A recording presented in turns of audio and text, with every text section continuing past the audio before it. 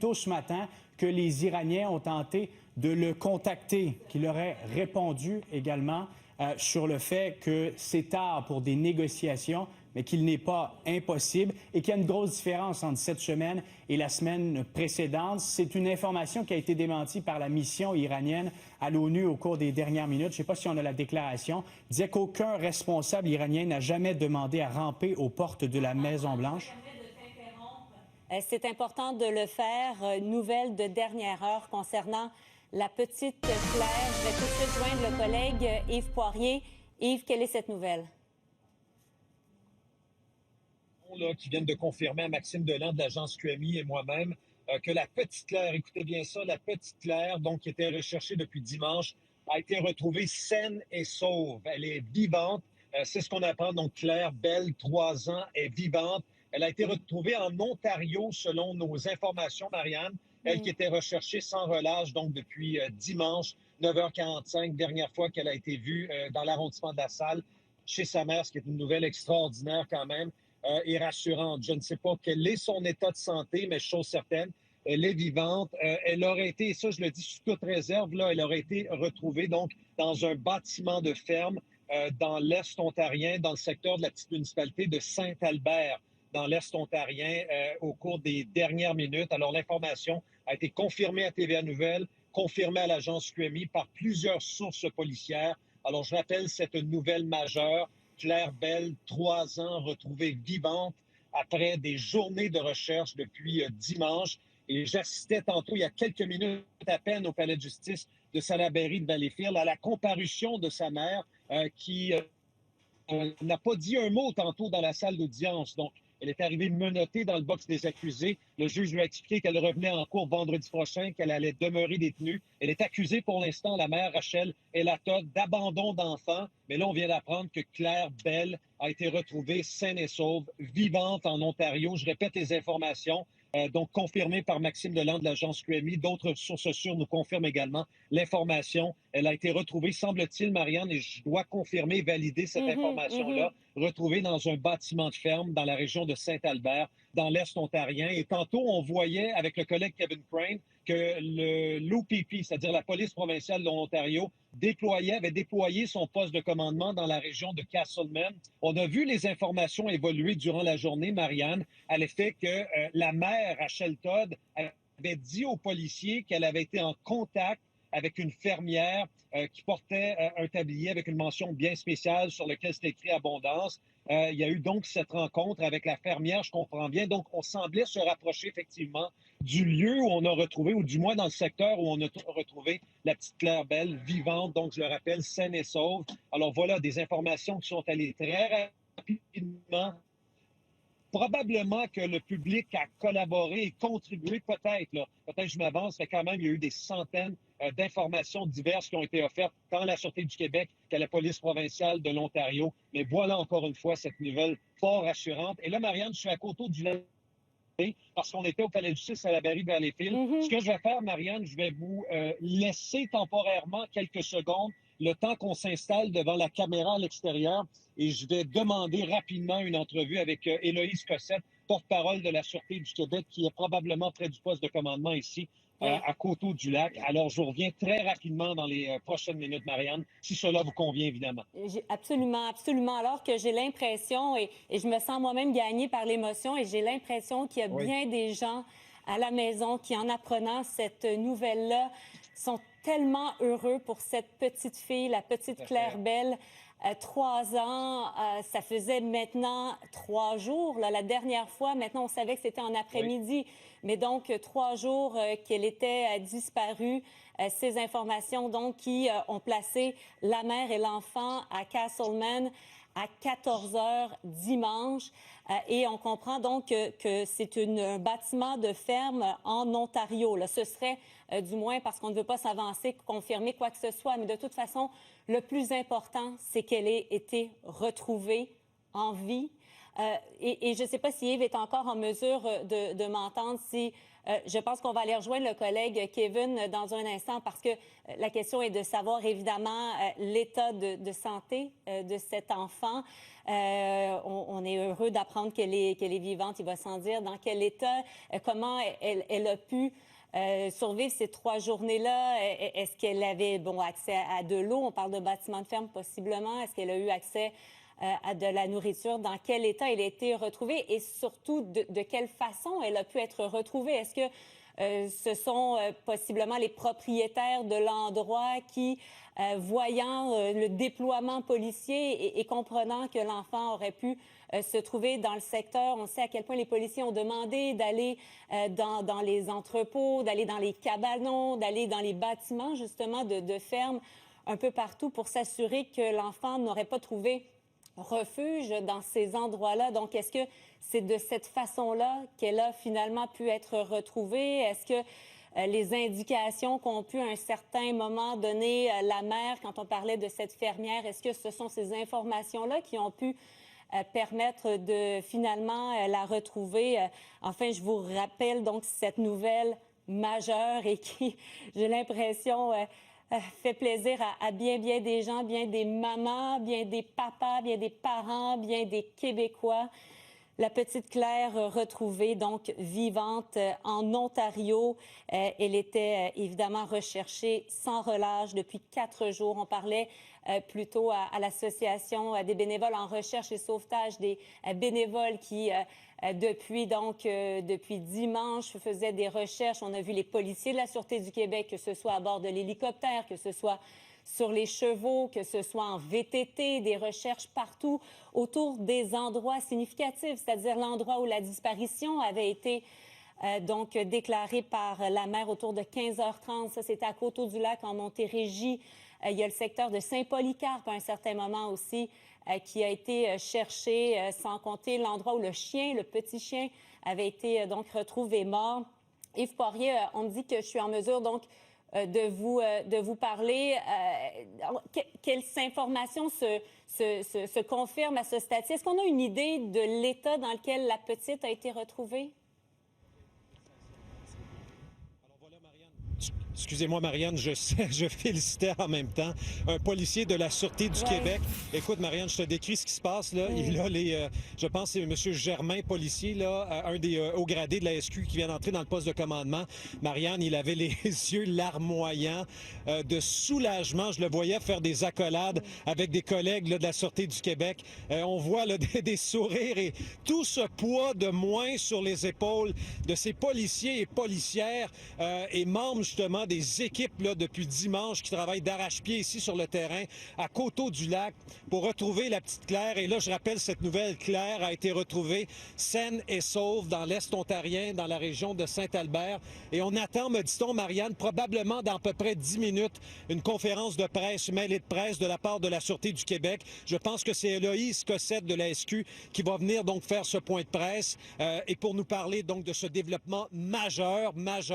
Et je le répète, je suis avec Fred, caméraman, poste de commandement. Et je rappelle aux téléspectateurs, ce que vous voyez là-bas, là, le bâtiment rouge, au toit rouge, c'est la boutique Souvenir Marianne. C'est là que la mère s'est rendue vers 15h, dimanche 15h30, pour déclarer la disparition de Claire, une femme qui semblait désemparée. Mais là, ce qui est particulier dans cette affaire, est-ce que la mère a dit la vérité, Marianne, dans ce dossier-là? Je me pose la question en toute honnêteté avec vous cet après-midi, parce que la mère avait Claire dimanche matin avec elle dans l'appartement du boulevard Newman, dans l'arrondissement de La Salle. Elles ont été vues la dernière fois à 9h45. Et là, on peut penser effectivement que la mère aurait quitté la salle pour ensuite se diriger probablement directement dans l'Est ontarien, région de Castleman et de Saint-Albert. Bon, est-ce qu'elle a confié la mère à un proche de la famille? Je ne veux pas trop entrer dans la spéculation. Je veux dire à mon collègue de faire attention parce qu'il y a un véhicule de la police qui arrive. Mais je ne veux pas trop spéculer dans ce dossier-là. Alors que je viens de voir Héloïse Cossette arriver. Je vais juste m'approcher, Marianne. Oui. En direct. Tout ça se passe en direct, évidemment. On est à Coteau-du-Lac. Je vais juste dire à Mme Cossette qu'on est en direct sur les ondes de LCN pour ne pas la surprendre en ce moment. Mais cela dit, là, ce que je dis effectivement, c'est que Claire retrouvée vivante, est-ce que la mère l'a laissée? Madame Cossette, je voulais juste vous prévenir pour faire de surprise. On est en direct en ce moment sur les ondes de LCN. Quel est le plan de match? Vous rencontrez les médias dans les prochaines minutes. En ce moment, ça se fait là. Alors, Marianne, voilà, c'est en direct. Les autres journalistes vont se préparer, caméraman, juste le temps de donner un peu de secondes à tout le monde pour se préparer. Quand Mme Cossette est prête, Héloïse, on vous fait signe, mais ça ne devrait pas tarder. Donc, je rappelle aux téléspectateurs, nouvelle majeure, Claire Bell, qui est retrouvée vivante, justement dans un bâtiment de ferme, me dit-on, dans l'Est ontarien, région de Saint-Albert. On aura des précisions de la Sûreté du Québec, mais je reviens, Marianne, à ce sentiment là, de soulagement et de fierté de la part des policiers et policières ici, notamment de la Sûreté du Québec. Je voyais des gens se faire l'accolade au cours des dernières minutes. Je vous parlais il y a quelques secondes à peine de ce policier au gradé qui est entré dans le poste de commandement, les yeux larmoyants. Là, on sentait qu'il y avait cette pression qui retombait. Parce qu'on a tous senti ça au Québec, hein? Le même sentiment, là, de voir une petite fille comme ça disparue. Et là, voilà qu'Héloïse Cossette. Je vous tends la parole et dites-nous ce que vous savez maintenant. Là. Donc, bonjour à tous. Juste après 15 heures tout à l'heure, il y a des drones qui survolaient la route 417 et qui ont aperçu la fillette Claire Bell qui se trouvait en bordure de la route. Elle était consciente, elle parlait. Donc, bien sûr, on va faire vérifier son état de santé compte tenu de la situation, mais elle a été prise en charge par des policiers. Tout ça se passe du côté ontarien. Donc, un grand merci à nos collègues de la police provinciale de l'Ontario. Ce sont eux qui avaient amorcé des recherches terrain et ce sont eux qui l'ont retrouvée. Donc, c'est sûr que c'est un scénario qui était le meilleur qu'on puisse envisager. Hein? On le disait, on avait hâte de la retrouver. Elle est en vie, elle est consciente. Maintenant, pour avoir de plus amples informations, nous tiendra une conférence de presse conjointe avec nos partenaires de l'OPP à la frontière, le Québec-Ontario, un peu plus tard, là, tout à l'heure, pour avoir de plus amples informations. Mais on veut remercier vraiment la population qui a embarqué, qui nous a transmis de précieuses informations. Puis si on arrive à ce résultat-là aujourd'hui, bien, c'est grâce à la collaboration, à la participation de tout le monde. Donc, notre travail ne s'arrêtera pas là. Hein. Bien sûr, sécuriser cet enfant-là, s'assurer que vraiment, au niveau de l'état de santé, que c'est correct. Puis, il y a tout notre travail d'enquête qui va se poursuivre. Mais c'est sûr que c'est un soulagement, puis c'est le scénario le plus positif qu'on pouvait espérer vraiment. Mme Cossette, revenez sur ce que vous nous avez dit dès le départ. Là. Je veux juste rendre ça plus clair. Vous dites qu'à 15 heures, cet après-midi, en bordure de l'autoroute 417, à quel endroit à peu près? Et est-ce qu'elle était seule, la fillette de 3 ans, lorsque les policiers de l'OPP l'ont trouvée? Donc, la fillette était seule, autour de 15 heures, je vais vous le préciser, 15h06. Elle était consciente, pouvait échanger avec les policiers, mais tout ça se passe du côté ontarien. Ce sont des policiers de l'Ontario qui sont impliqués dans la découverte. On leur avait demandé de faire des recherches terrestres du moment où elle avait été aperçue dans le secteur de Saint-Albert en Ontario. Donc, il y a des recherches terrestres qui s'organisaient de ce côté-là en Ontario. Et puis, bien, on est arrivé avec ce résultat rapidement. C'est sûr que tout l'étau se resserrait, si on veut, au niveau de la ligne de temps. Au niveau également des zones, on précisait les zones où on voyait des temps de passage, on était capable d'établir où est-ce qu'elle avait circulé avec son véhicule. Mais pour le moment, on tenait à remercier la population, à annoncer le meilleur des scénarios, c'est que Claire Bell a été retrouvée vivante du côté ontarien. Mais on vous invite à suivre la conférence de presse des autorités qui sera présentée un petit peu plus tard au courant de la soirée pour de plus amples. De détails sur son état de santé, comment va-t-elle? On nous dit qu'elle est en train de peut-être manger des mangues dans une voiture. Parlez-nous de son état de santé. Déjà qu'elle soit consciente, vivante, on s'assure de la nourrir, l'hydrater. Et ensuite, ce sont les paramédics, centres hospitaliers qui vont vérifier l'état de santé global. Hein. On va leur laisser sentir les mains, c'est eux autres les experts. Mais nous, c'était vraiment de s'assurer que c'est la priorité. Puis après ça, on va... Mais c'est ça. C'est sûr que c'est le meilleur scénario pour toutes les équipes qui travaillent depuis plusieurs jours avec les conditions météorologiques, la chaleur assez intense qu'on a vécue. Donc, c'est sûr que c'est une excellente nouvelle. Hein. Vous le sentiez, je pense, tout le monde aujourd'hui, ça avançait. Hein. Il y avait des développements.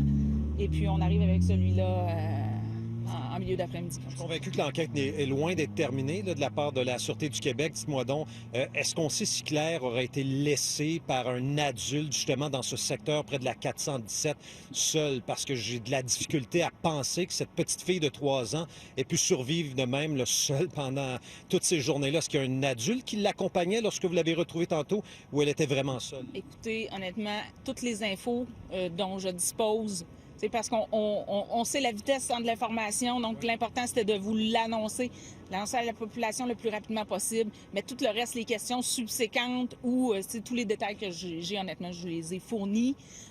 Donc, il faudra voir point de presse plus tard des autorités. Puis là, ça va aussi là, se mettre en place aussi tous les questionnements que vous avez en tant que citoyen, puis moi-même, je les ai, mais j'ai pas ces réponses-là pour l'instant. La mère a déclaré, Mme Cossette, qu'elle avait été en contact avec une fermière là, qui portait un tablier avec une mention bien particulière. Est-ce que cet élément-là pourrait être un élément clé qui vous a amené vers Claire là, cet après-midi, sa découverte? Bien, écoutez, de un, il y a plusieurs éléments qui nous ont fait qu'on s'est tourné vers l'Ontario, dans la région de Saint-Albert en Ontario et le secteur de Castleman, exactement. Donc, il y a plusieurs éléments. C'était pas simplement, ça reposait pas sur simplement un élément, parce qu'il y a des informations, des choses comme ça, on doit les corroborer, tout ça. Mais c'est sûr que ça a été déterminant de pouvoir dire aux gens aussi, OK, c'est la 417. T'sais, la route là, qui relie l'Ontario à Vaudreuil, c'est la 417, la 40, la 30, la 20 et ainsi de suite. Avec l'appel au public qu'on a fait à 13 heures, le tout l'affaire, si on veut, un peu, on la retrouve vers 15 heures. Donc, Par drone, vous avez dit. Vous avez bien spécifié par drone, j'ai bien compris au départ. Donc, voilà. Je vais maintenant vous inviter à assister au point de presse des autorités qui aura lieu un petit peu plus tard, tout à l'heure.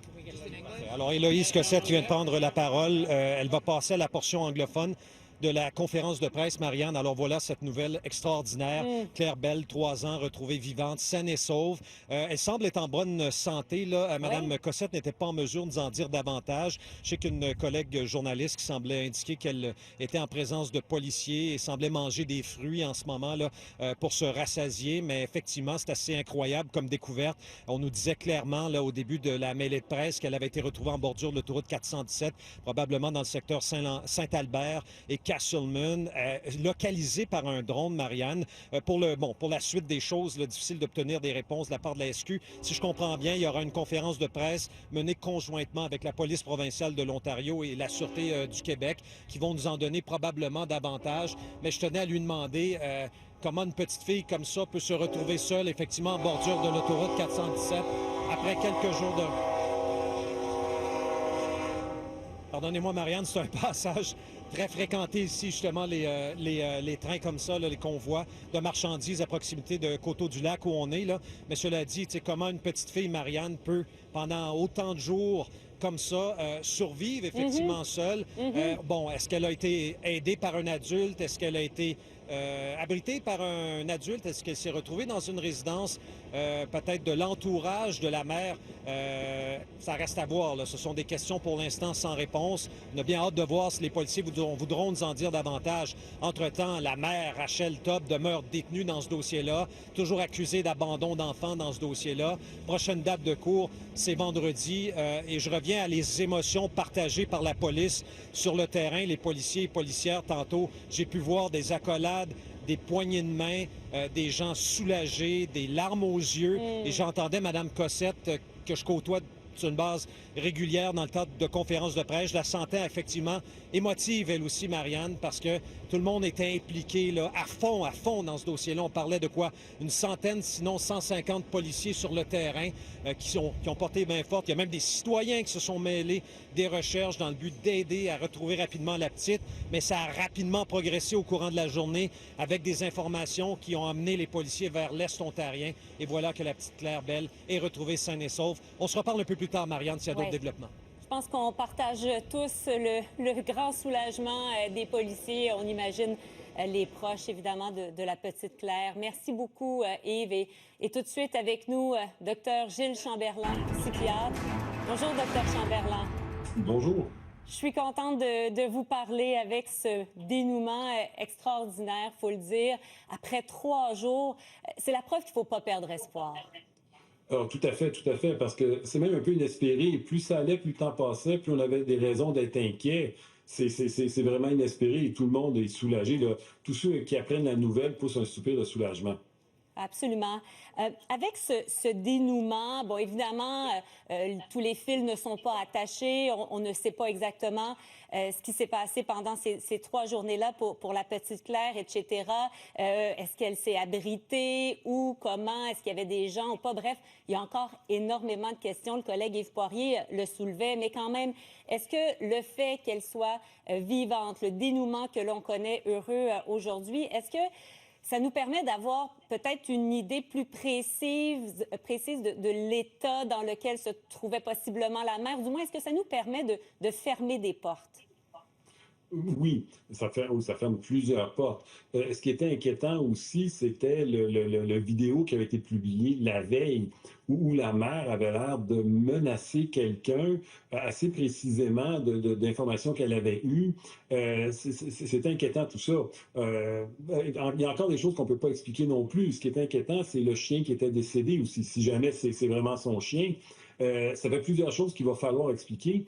Et ce qui est encore plus étrange, c'est l'état de la mère. Là, elle est accusée d'avoir abandonné son enfant. On ne sait pas encore si effectivement elle l'a pas plutôt confié à quelqu'un, puisqu'elle-même s'en souvient plus. S'il y a peut-être quelqu'un qui en a pris soin pendant cette période-là, on ne le sait pas non plus. À quel point elle l'a abandonné, ça va falloir voir. Mais que la mère ait perdu la mémoire de ce qui s'est passé sans être intoxiquée, qu'elle était extrêmement en colère la journée d'avant. Et là, dans cet état-là, c'est clair qu'il y a beaucoup de questions à se poser sur comment ça se fait que la mère est rendue comme ça, puis qu'elle n'a aucun souvenir de ce qui s'est passé à ce moment-là. Oui, on est évidemment au stade des hypothèses. Il va sans dire, vous ne traitez pas, il n'y a pas de diagnostic de cette femme-là. Là, on est vraiment loin de là. Dans les hypothèses, qu'est-ce qui peut expliquer s'il y a bien une amnésie pendant une période de temps, là? Comment ça peut s'expliquer? En fait, c'est pas nécessairement par la psychose, parce que la plupart des psychoses n'entraînent pas de perte de mémoire. Une psychose, on peut halluciner des choses. Il y a même des sortes de psychoses où on est paranoïde, ou au contraire, on est sur nos gardes, on est hyper vigilant, on a même une meilleure mémoire de ce qui s'est passé. Donc, c'est pas parce qu'on est en psychose qu'on perd la mémoire. Une perte de mémoire à ce point-là, là, étanche comme ça, on va voir ça dans les cas de dissociation, par exemple. Les gens vont vivre quelque chose d'extrêmement troublant, quelque chose qu'ils ne sont pas capables de supporter sans avoir trop de souffrance. Et là, le cerveau va nous couper de ce souvenir-là pour pas qu'on ait de souffrance en le revivant. Dans ce cas-ci, malheureusement, on a perdu le contact, la communication avec Dr Chamberlain, mais intéressant de l'entendre sur toutes ces questions. On aura l'occasion de lui reparler. Mais tout de suite, rendons-nous donc sur le terrain. Aller rejoindre le collègue Kevin Frame qui était en direction de Castleman. Comment ça se passe autour de toi, Kevin? Bien, Marianne, au moment qu'on était arrivé, l'opération venait tout juste là, d'être arrêtée par la police provinciale de l'Ontario. On était sur l'autoroute et on voyait l'ambulance et mettre là, à l'intérieur la jeune enfant de la fillette de 3 ans. Donc, le temps de faire le tour, d'arriver sur Concession Road, on est quoi, peut-être à une cinquantaine de mètres des policiers de l'Ontario. Donc, on s'est bien rendu compte que c'est ici, sur le bord de la 417, qui ont retrouvé là, la jeune fillette. Vous le voyez là, dans les airs, mon collègue Pat peut vous le montrer. C'est le drone de la police provinciale de l'Ontario. C'est ce drone en question qui a été en mesure de retrouver la fillette. Donc, ce qui est arrivé, là, c'est que le drone était dans les airs, a tracé la fillette. Ensuite, la police provinciale de l'Ontario se sont amenés là, sur le bord de l'autoroute, ont fermé une voie, corridor de sécurité. Et ils sont nombreux, là. Là, on les voit plus, mais ils avaient aussi des VTT. Ils ont été prendre la fillette, l'ont amenée dans l'ambulance. J'ai vu l'enquêteur qui est venu à l'intérieur de l'ambulance avec la fillette. Et pas longtemps après, les policiers de l'Ontario se sont tous pris dans leurs bras, se sont félicités. Eux aussi ont vécu un moment de joie. Puis je vous le dis, Marianne, depuis lundi, là, il y avait beaucoup de gens sceptiques qui étaient convaincus que nous n'allions pas retrouver cette jeune fillette de 3 ans vivante. Mais là, la police de l'Ontario a pu la retrouver. Et là où est-ce que je suis, je ne sais pas si mon ami Pat peut pointer par ici. Ici, c'est la rue Concession Road, à votre droite.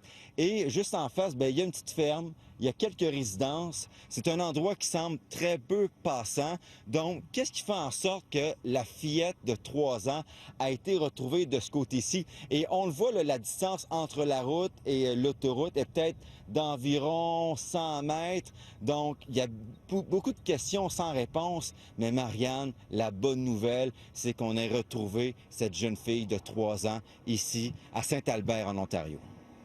Quelle excellente nouvelle. Vraiment, là, je pense que c'est tout le monde qui est soulagé. Et on sait comment les gens, les citoyens nous écrivaient, se sentaient vraiment concernés, étaient préoccupés, très, très inquiets pour elle, il va sans dire. Et j'ai l'impression là, que dans les maisons un peu partout, en nous écoutant au Québec, il y a bien des larmes, bien des yeux humides, ça c'est clair. Merci beaucoup. Merci, Kevin. Oui, à plus tard. On me dit que la communication est rétablie avec Dr Chamberlain. Dr Chamberlain, bon, vous nous parliez de ce qui peut mener à une amnésie. J'aurais envie de vous entendre également sur la fillette comme telle.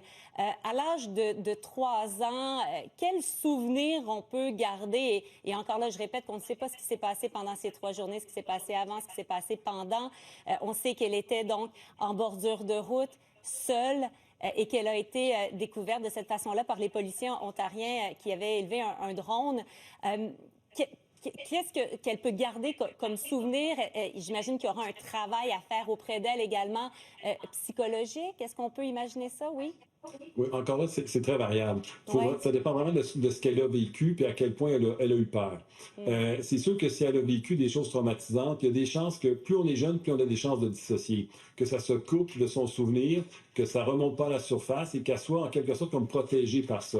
Mais c'est un piège. C'est pas parce qu'on se souvient pas de ce qu'on a vécu de traumatisant que nécessairement on est guéri. Au contraire, faut laisser la porte ouverte, faut laisser les souvenirs monter, faut qu'elle puisse s'approprier ces souvenirs-là de ce qu'elle a vécu jusqu'à temps qu'elle soit en paix avec ça. Donc c'est un travail qui est très très long et qui dépend de ce qu'elle a vécu. De l'autre côté, si elle a été retrouvée saine et sauve, pas déshydratée, bien nourrie, bien, il y a peut-être quelqu'un qui en a pris soin, puis peut-être qu'elle n'a pas réalisé le danger qu'elle courait. S'il y a quelqu'un qui en a pris soin, elle va s'ennuyer de sa mère, elle va se poser des questions, elle va avoir peur, mais en même temps, ça dépend de la perception qu'elle a eue du danger. Puis si elle ne s'est pas sentie si en danger que ça ne sera pas si traumatisant. Si elle a passé une nuit complète à l'extérieur, toute seule la nuit, c'est sûr que là, elle va avoir besoin de traitement. On peut penser aussi aux proches, aux pères, à d'autres proches, d'autres familles autour. Pour eux aussi, j'imagine que... Est-ce que ça peut aller jusqu'au choc post-traumatique? En fait, oui. La définition du trouble de stress post-traumatique a été étendue. Si on sait qu'un de nos proches a vécu quelque chose de traumatisant, a vécu des souffrances, des sévices, et qu'on les imagine, c'est assez pour que nous-mêmes, on développe un trouble de stress post-traumatique. Donc, si on apprend que c'est arrivé, les proches peuvent imaginer des choses. Encore là, ça va dépendre de ce que cette petite fille-là a vécu. S'il y a quelqu'un qui en a pris soin pendant ce temps-là, les proches vont être préservés. Si elle a eu des sévices, les gens qui sont très liés à cette personne-là peuvent imaginer les sévices qu'elle a pu avoir et en avoir eux-mêmes un traumatisme. Ou la peur de ne pas savoir, ne sachant pas ce qu'il advenait d'elle. J'imagine pendant toutes ces heures-là, on peut se faire des scénarios catastrophes, tout ça. C'est fort là, comme sentiment pour des proches. Effectivement. Mais si c'est juste une peur et on n'a pas d'événement précis auquel s'accrocher, ça ne donnera pas ouverture à un trouble de stress post-traumatique. Mais si on apprend qu'elle a assez précisément ce qu'elle a pu vivre, là, on peut se mettre à sa place et avoir nous-mêmes un traumatisme. Intéressant de vous entendre. Docteur Gilles Chamberlain, je le rappelle, psychiatre, merci beaucoup. Ça fait plaisir. Merci d'avoir été avec nous. Je vous rappelle donc, si vous vous joignez à nous, cette nouvelle d'importance, nouvelle qui ravit tout le monde, j'ai l'impression, au Québec, soulage et fait tellement plaisir à entendre. C'est un peu pour ça qu'on aime faire le travail qu'on fait, je vous dirais. Là.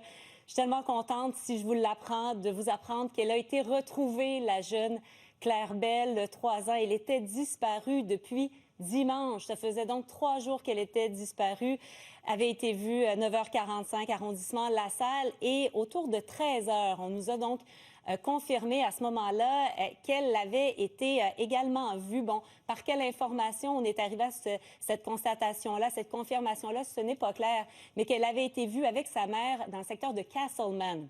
C'est en Ontario, pas très loin de la frontière avec le Québec, à 1 heure, en fait, de Coteau-du-Lac, où la mère avait rapporté sa disparition autour de 15h30. Donc, il y avait 1h15, 1h30 de délai entre l'endroit de Castleman et l'endroit de Coteau-du-Lac. Et c'est donc sur un des chemins, une des routes où les policiers ontariens, qui avaient été évidemment mis à contribution par les policiers de la Sûreté du Québec, avec l'aide d'un drone, on parle de la route 417, ont vu la petite, donc Claire, qui marchait seule, imaginez, en bordure de route. Elle était consciente, elle parlait.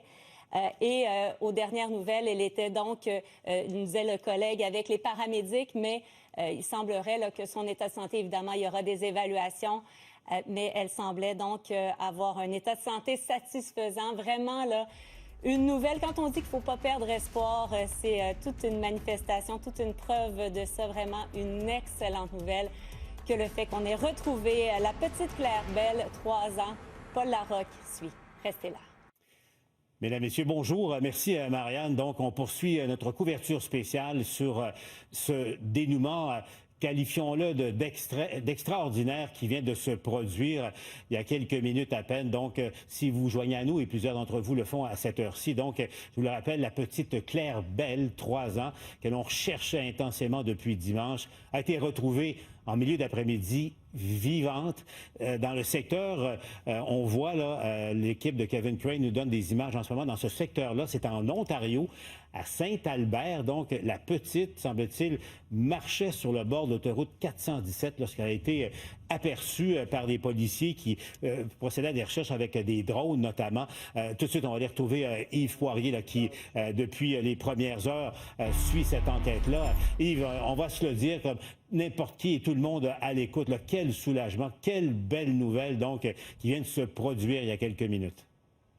Ah, absolument, Paul. Quelle réjouissance, honnêtement, là. Même comme journaliste, on n'a pas le choix de se réjouir. Vraiment, ça fait 3 jours à temps plein que je couvre cette histoire-là avec mes collègues de TVA et autres réseaux d'information. Et là, je vous montre des images en direct, Paul, de ces policiers qui reviennent au bercail après 3 jours de recherche intensive.